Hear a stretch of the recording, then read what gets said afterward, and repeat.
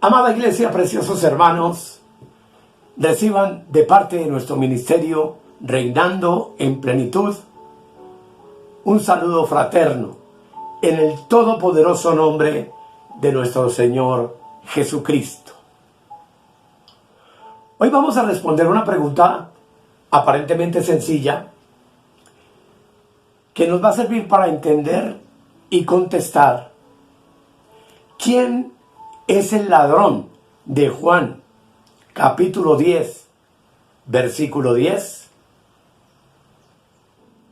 Y vamos a hacer una oración. Precioso Espíritu Santo, maravilloso, amado Padre, amado Hijo, glorioso, amado Dios eterno. Nos acercamos a ti para que tú nos guíes, para que tú nos enseñes, para que tú nos instruyas, para que tú nos des sabiduría de lo alto en la interpretación correcta de la Sagrada Escritura. Y te damos gracias en el nombre de nuestro Señor Jesucristo. Amén. Y amén. Como ya les dije con anterioridad, vamos a responder la pregunta: ¿quién es el ladrón de Juan 10:10? Y por supuesto, todos son bienvenidos.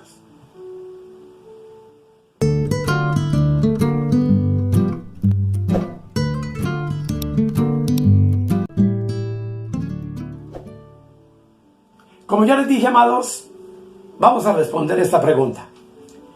¿Quién es el ladrón de Juan 10:10? Y nos dice la Sagrada Escritura en este texto maravilloso lo siguiente: el ladrón no viene sino para hurtar y matar y destruir. Yo he venido para que tengan vida y para que la tengan en abundancia. Y el verso 11 dice: yo soy el buen pastor. El buen pastor su vida da por las ovejas.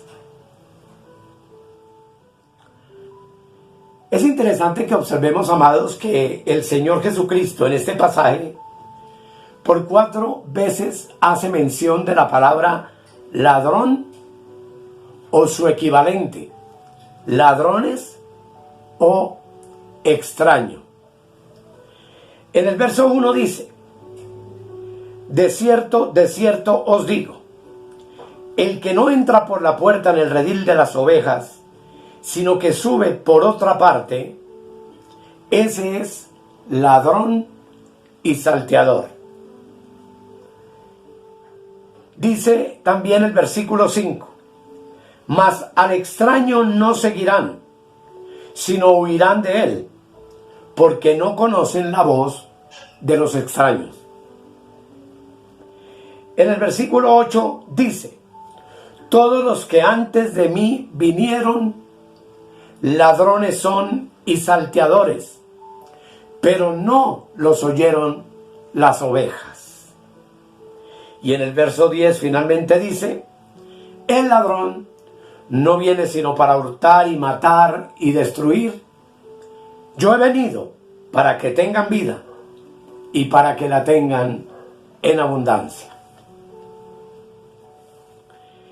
Para poder interpretar correctamente este capítulo 10 del Evangelio de San Juan, es necesario primero tener el contexto del capítulo 9, pues ambos capítulos están relacionados entre sí.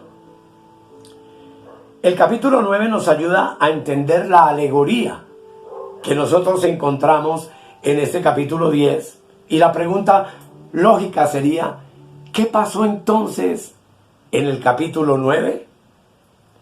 Y como todos sabemos, el capítulo 9 nos habla de cómo Jesús sana a un ciego de nacimiento. Dice el versículo 1 y 2: al pasar Jesús vio a un hombre ciego de nacimiento, Y le preguntaron sus discípulos diciendo: Rabí, ¿quién pecó, este o sus padres, para que haya nacido ciego?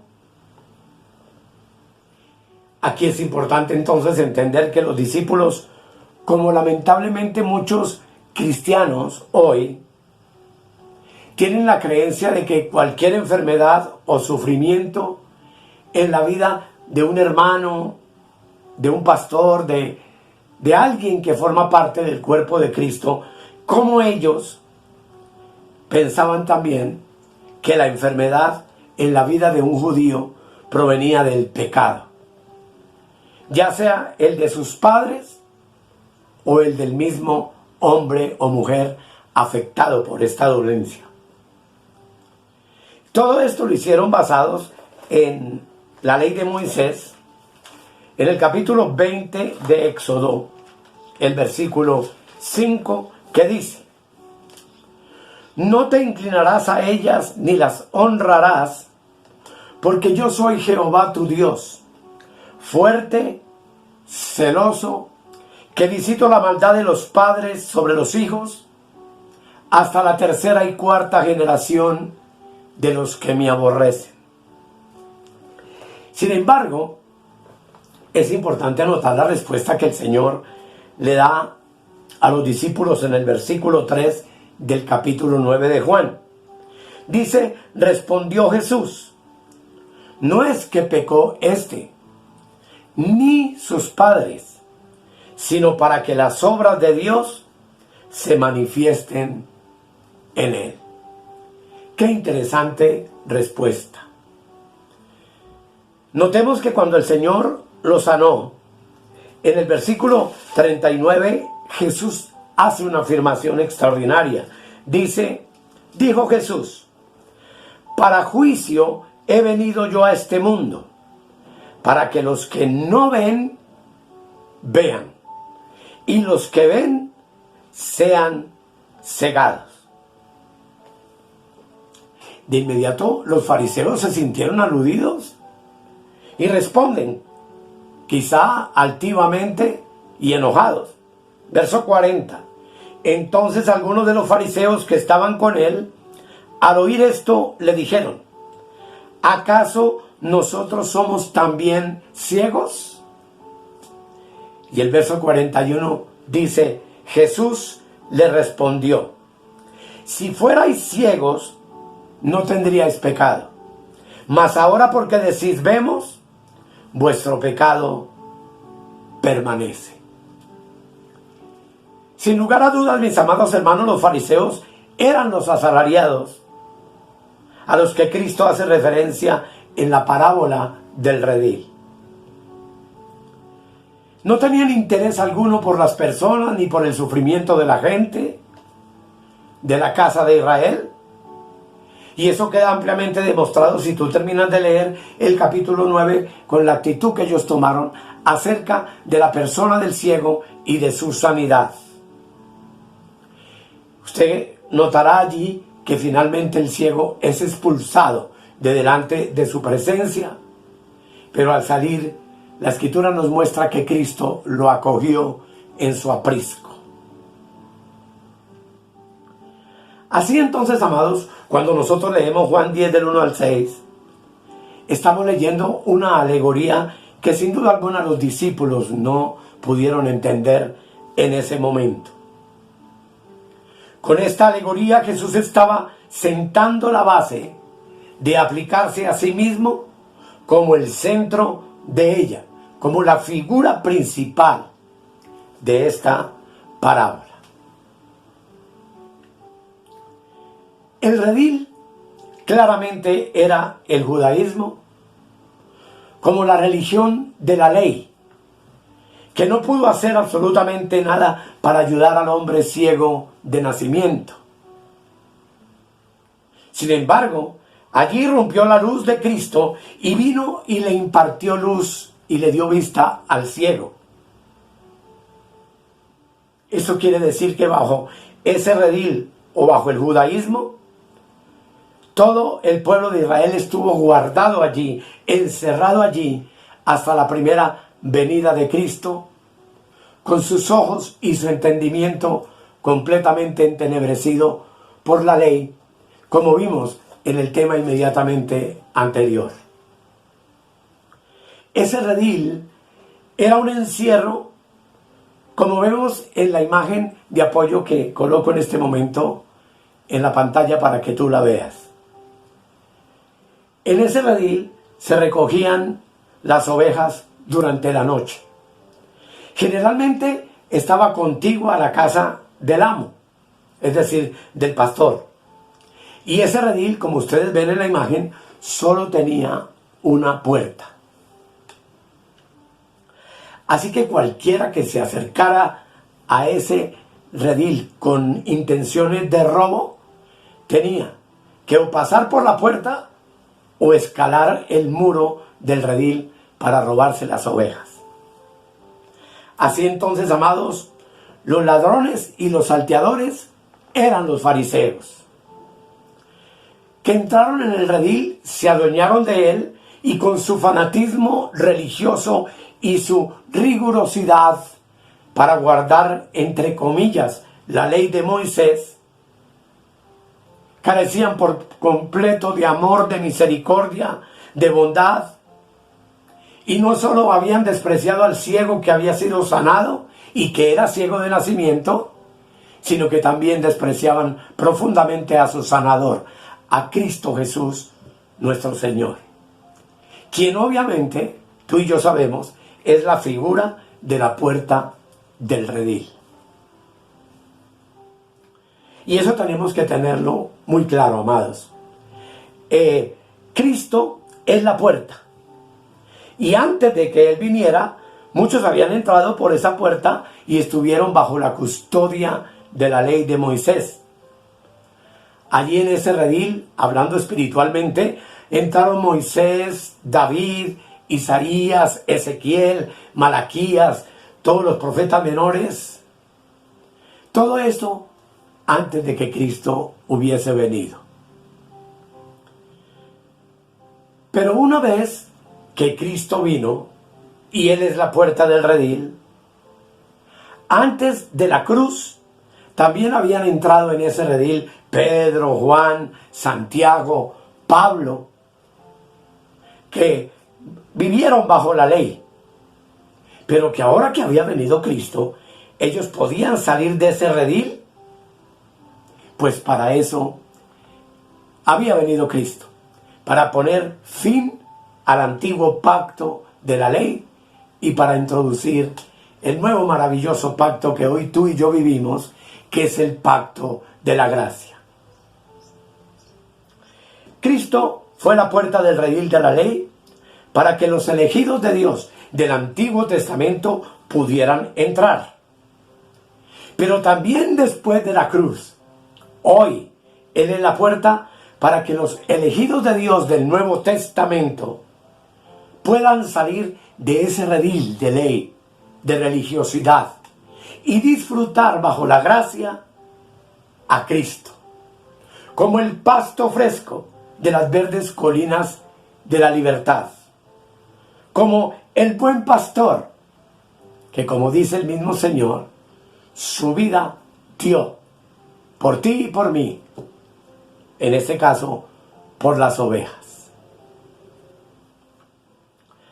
Así, amados, entonces el redil fue una custodia transitoria.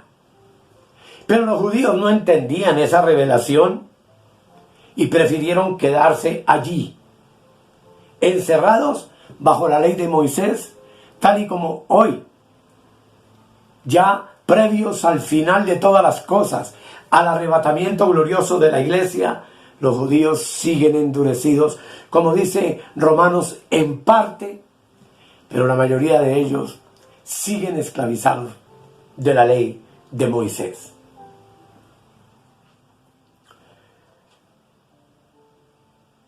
Como resultado, ¿qué ocurrió?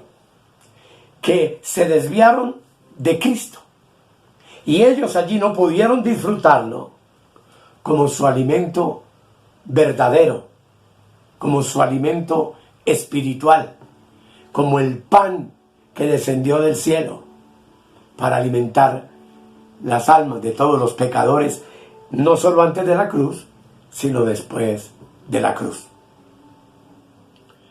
Así que, amados, entonces, con este trasfondo textual que hemos hecho del pasaje 9 y 10 de Juan, volvamos a leer Juan 10:10. Dice: el ladrón no viene sino para hurtar y matar y destruir. Yo he venido para que tengan vida y para que la tengan en abundancia. Esto nos enseña, amados, que el ladrón de Juan 10:10 entonces no es Adán, como algunos están enseñando en este tiempo moderno. Y como muchos enseñamos en el pasado cuando estuvimos bajo la ley, tampoco, por supuesto, no es Satanás, no es el diablo. El ladrón definitivamente de este pasaje, y lo vamos a demostrar, es el pecado. Porque el texto dice: el ladrón no viene. Observe que hay una diferencia entre el ladrón no viene como algo repetitivo y la expresión de Cristo cuando dice yo he venido. Y ese yo he venido expresado por Cristo implica algo completamente definitivo. Voy a intentar explicarlo. Tú y yo, amados, necesitamos tener completa claridad y entender que el pecado sí viene de manera sucesiva a través de toda la historia del género humano. Viene hurtando, viene matando y viene destruyendo. ¿Desde cuándo? Desde Adán. Así dice Romanos, y yo te invito para que lo leas conmigo, capítulo 5, el versículo 12. Leamos atentamente. Por tanto, como el pecado entró en el mundo por un hombre, es decir, Adán, y por el pecado la muerte, así la muerte pasó a todos los hombres, por cuanto todos pecaron. Para poder disfrutar realmente la vida en abundancia que nos ha traído el Señor Jesucristo, debemos entonces identificar muy bien y conocer muy bien al ladrón. Les repito que tradicionalmente se ha dicho que el ladrón es Satanás y modernamente se ha dicho que es Adán. Pero básicamente la realidad es que el ladrón es el pecado. Y no necesitamos de mucha revelación para saber que es el ladrón del pecado el que nos mata, nos hurta, nos roba el gozo y la vida espiritual. ¿Por qué? Porque el ladrón de la vida en abundancia, tuya y mía, se llama pecado, como dice Romanos 6, versículo 23. Léelo conmigo. Dice: porque la paga del pecado es muerte, mas la dádiva de Dios es vida eterna en Cristo Jesús, Señor nuestro. Lo contrario a la vida es la muerte. Y el causante de la muerte no es Satanás, porque Satanás no puede matar a nadie. Eso es absolutamente una herejía, tratar de interpretar eso. Tampoco es Adán, sino que claramente la Escritura nos enseña que obviamente es el pecado. El ladrón de la vida eterna es el pecado. Ese pecado estuvo en Adán, y como tú y yo ya lo sabemos, Adán lo transmitió a su posteridad y lo extendió a toda la raza humana como una plaga. Ahora bien, para que una persona pueda recibir y disfrutar la vida en abundancia, primero tiene que comprender qué hizo Cristo con ese ladrón llamado pecado. Juan capítulo 1, versículo 29 nos dice lo siguiente. El siguiente día vio Juan a Jesús que venía a él y dijo: He aquí el Cordero de Dios que quita el pecado del mundo. Cristo como Cordero, amados, efectuó la redención del hombre caído, retornándolo a Dios. Para que una persona entonces tenga vida en abundancia, el ladrón del pecado tenía que ser quitado. Y Jesús, efectivamente, con su muerte en la cruz, quitó el pecado del medio. Y hacemos una pregunta más. ¿Por qué Cristo tuvo que venir a quitar al ladrón del medio? Y la respuesta la encontramos en Romanos capítulo 5, el versículo 12, donde la palabra de Dios dice: por tanto, como el pecado entró en el mundo por un hombre, y por el pecado la muerte, así la muerte pasó a todos los hombres, por cuanto todos pecaron. Adán fue el primer hombre, el padre de toda la raza humana, quien con su caída introdujo la muerte, y la muerte entró por medio de su pecado, cuando decidió de su propia concupiscencia comer del fruto del árbol prohibido por Dios, como ya hemos visto en tantos temas anteriores. Pero en contraste con Adán, tenemos hoy a Cristo, el segundo hombre, el postrer Adán, llamado así en 1 Corintios 15, verso 47, donde la palabra del Señor dice: el primer hombre, o sea, Adán, es de la tierra terrenal. El segundo hombre, que es el Señor, es del cielo. Quien introdujo la vida en abundancia por medio de la justicia, obviamente fue Cristo. Romanos capítulo 5, versículos 17 y 18 dice: pues si por la transgresión de uno solo, e interpretémoslo, o sea, Adán, reinó la muerte, mucho más reinarán en vida por uno solo, Jesucristo, los que reciben la abundancia de la gracia y el don de la justicia, es decir, tú y yo. Verso 18. Así que como por la transgresión de uno, es decir, de Adán, vino la condenación a todos los hombres, de la misma manera por la justicia de uno, es decir, de Cristo, vino a todos los hombres la justificación de vida. Jesús lo llamó en Juan 10:10 al pecado, literalmente, ladrón. Y ladrones y salteadores a los fariseos y a los sacerdotes del tiempo y de la época de la ley, quienes, como ya dijimos, eran hombres religiosos sin misericordia y sin amor por el prójimo. El pecado personificado puede entrar. Romanos 5, verso 12, dice que entró en el mundo. Dice, por tanto, como el pecado entró en el mundo por un hombre. ¿Cómo entró ese pecado en el mundo?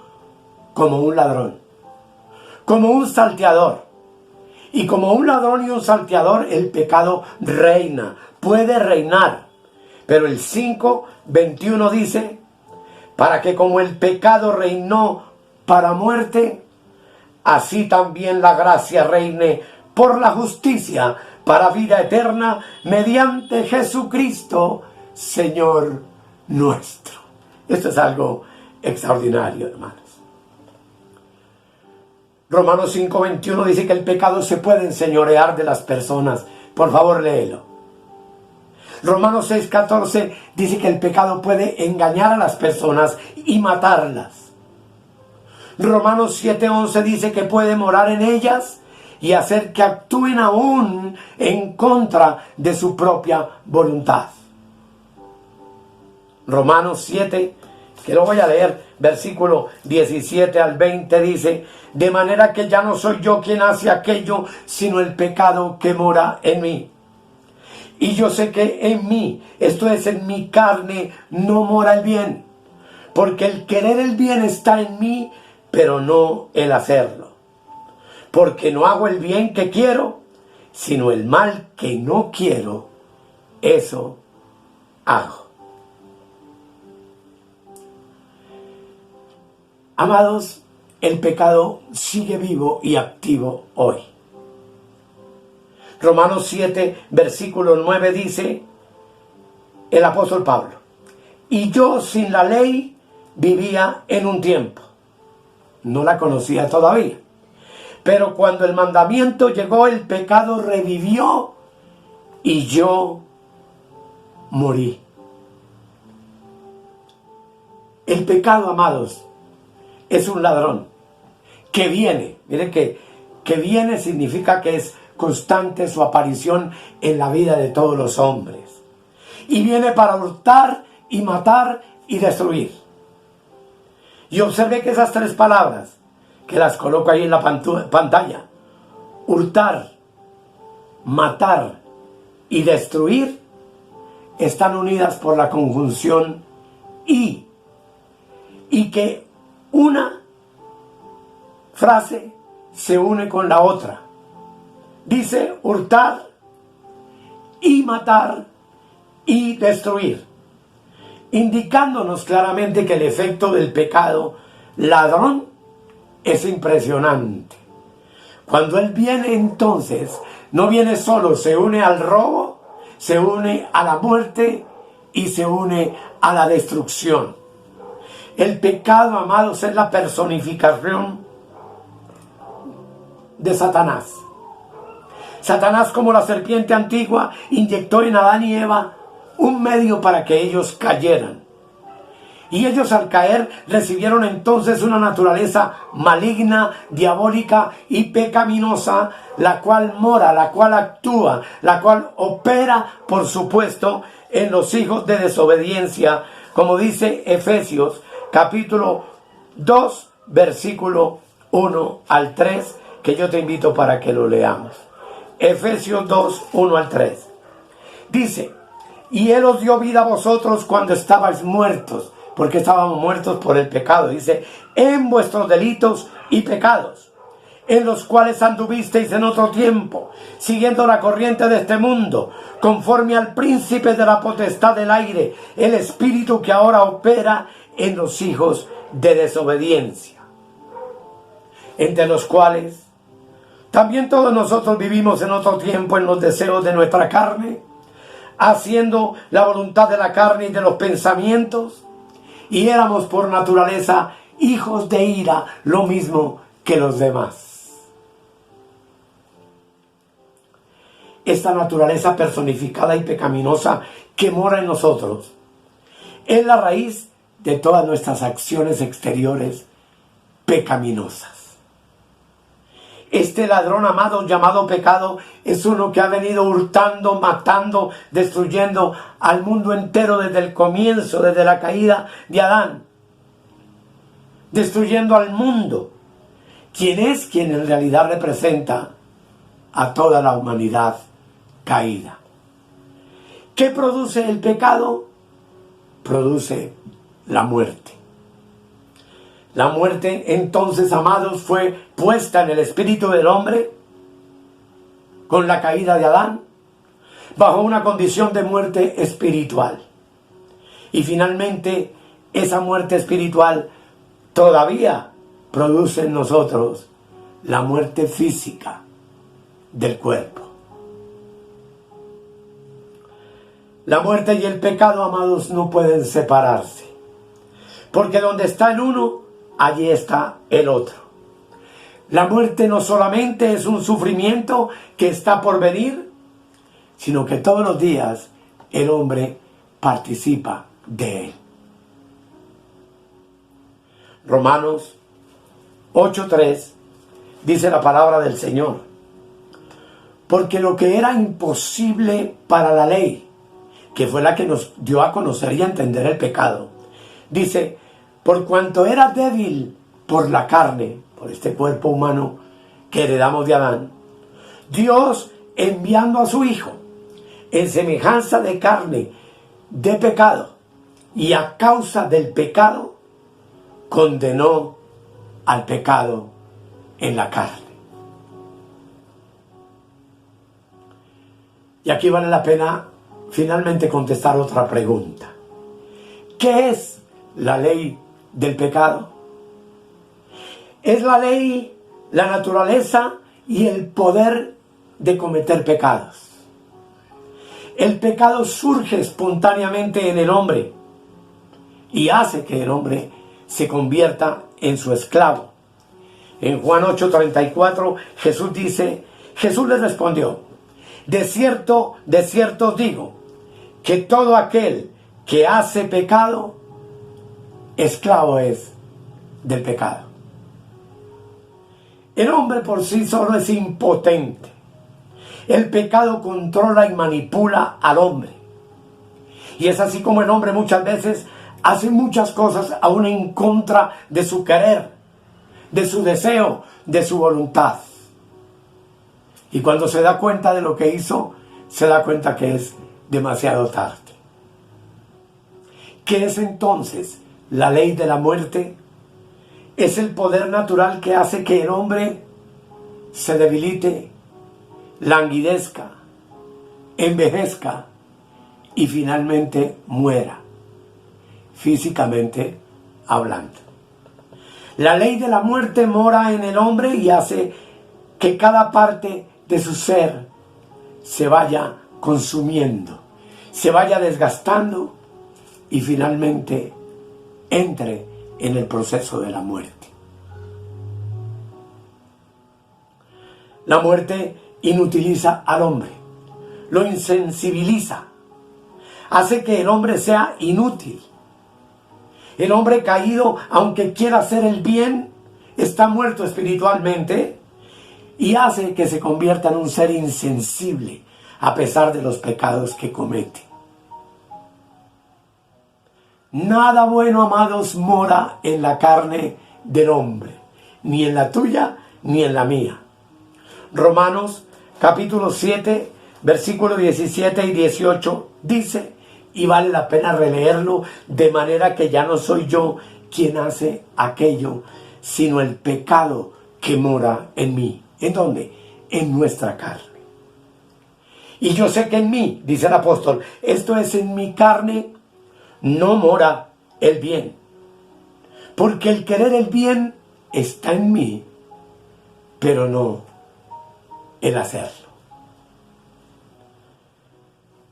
Así que solamente el pecado mora en la carne. La carne es muerte. De ahí que ningún hombre es salvo o justificado delante de Dios por medio de las obras de la ley, llevadas a cabo todas mediante la carne. Romanos 3:20 dice la palabra del Señor.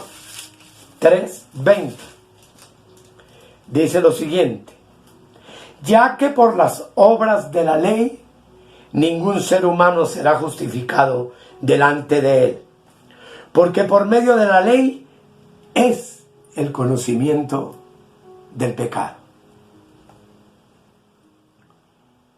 El ladrón del pecado está en nosotros mismos, en nuestra carne, se mueve en la carne.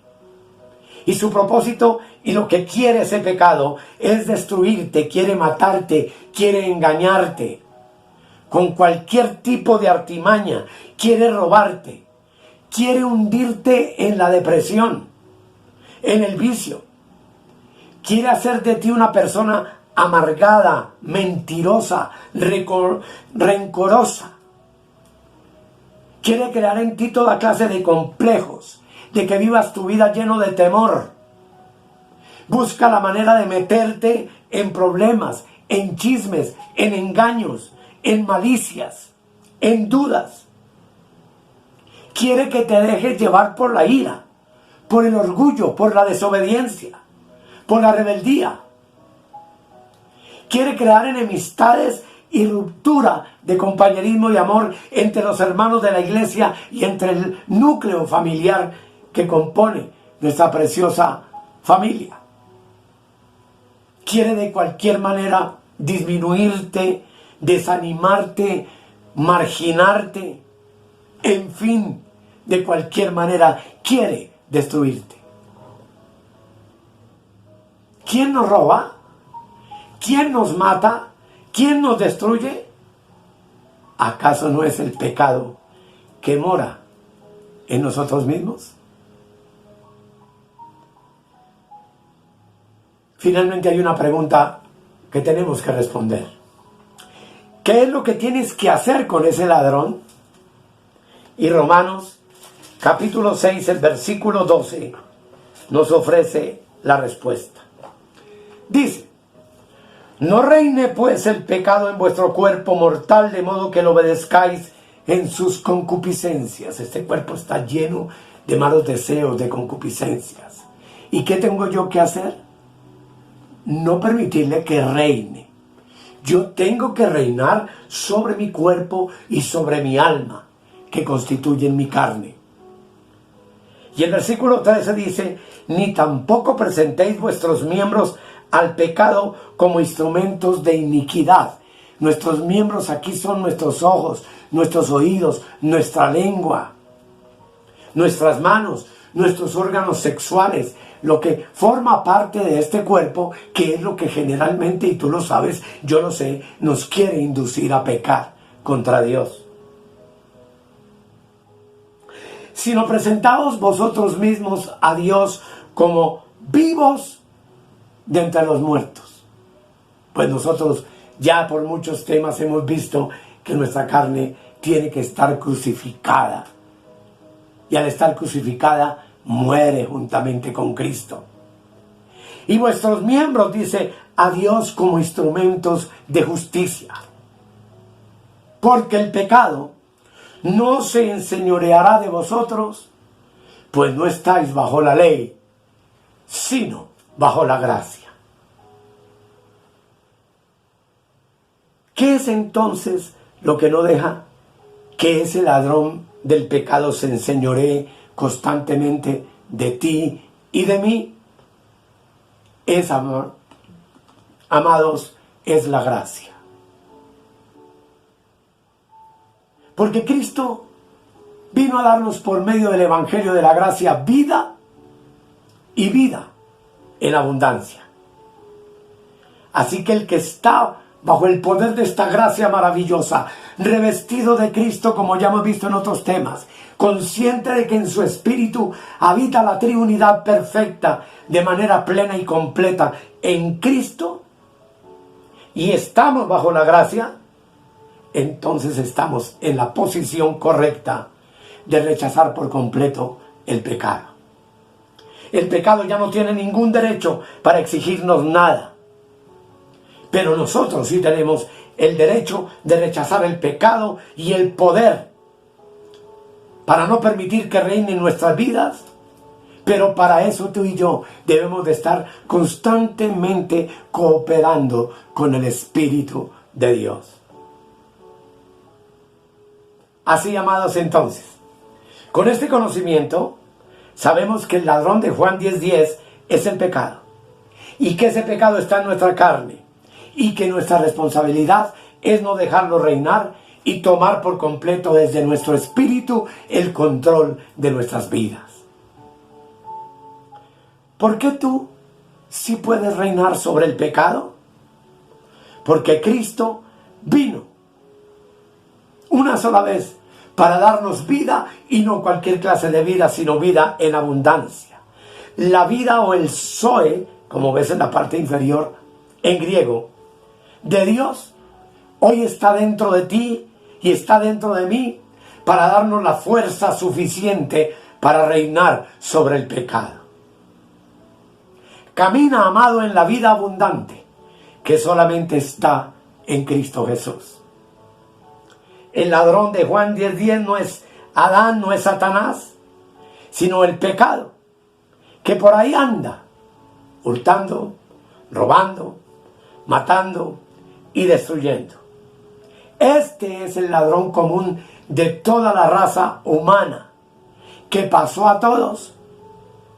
Pero Cristo vino para quitar de en medio ese pecado y para darnos vida, y vida en abundancia.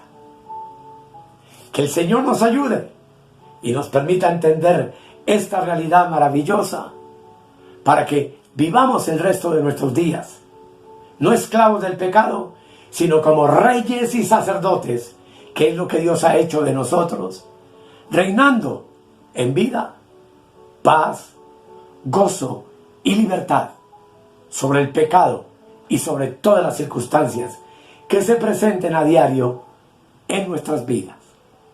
Hagamos una oración. Bendito Dios, sin ti sería imposible vivir una vida abundante.